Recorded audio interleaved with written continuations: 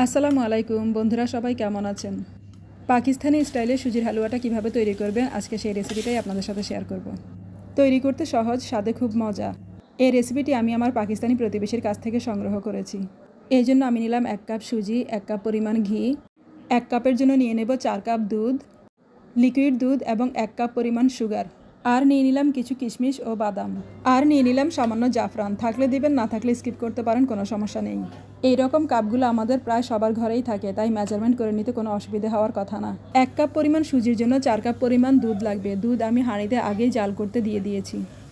দুধ জাল হয়ে গেছে। এখন আমি দুধে সামান্য পরিমাণে জাফরান মিশিয়ে হাঁড়িটিকে এক পাশে তুলে রেখে দেব।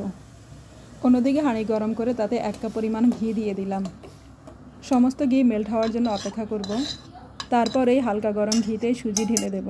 ঘি বেশি গরম করে নিলে সুজিতে তাড়াতাড়ি কালার এসে যাবে, ভালোভাবে ভাজা হবে না। প্রথমে মিডিয়াম থেকে লো আঁচে আমি সুজিগুলোকে ভালোভাবে ভেজে নেব। এই পর্যায়ে বাদাম, কিশমিশ এবং এলাচি অ্যাড করে দেব। তাহলে সুজির সাথে সাথে এই উপকরণগুলো ফ্রাই হয়ে যাবে। একটু কিছুক্ষণ সময় নিয়ে নেড়েচেড়ে সুজিগুলোকে ভালোভাবে ভেজে নেব।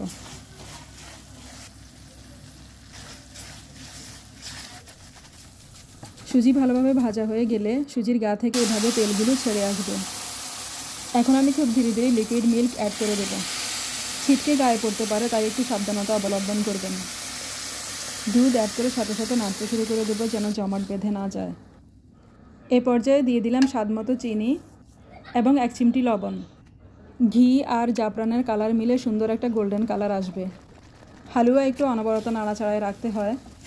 তো এইভাবে নাড়তে নাড়তে যখন দুধ একেবারে শুকিয়ে যাবে আর তেলও ছেড়ে ছেড়ে আসবে, এই অবস্থায় আরেকটু ড্রাই করে নেড়ে ছেড়ে আমি সুজি নামিয়ে নেব।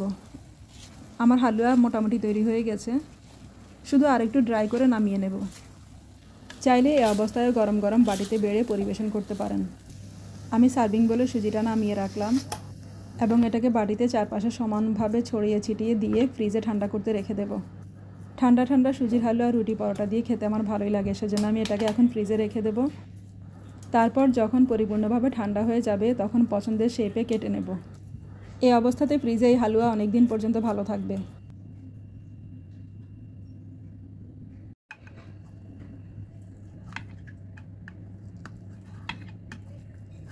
সকালবেলাটা সবারই খুব তাড়াহুড়া থাকে, ব্যস্ততা থাকে, তাই সকালে উঠে তো আর এত কাজ করা যায় না। সুজি এভাবে রাতে বানিয়ে রাখলে ভালো, তাহলে সকাল সকাল ঠান্ডা ঠান্ডা পরিবেশন করা যায় নাস্তার সাথে।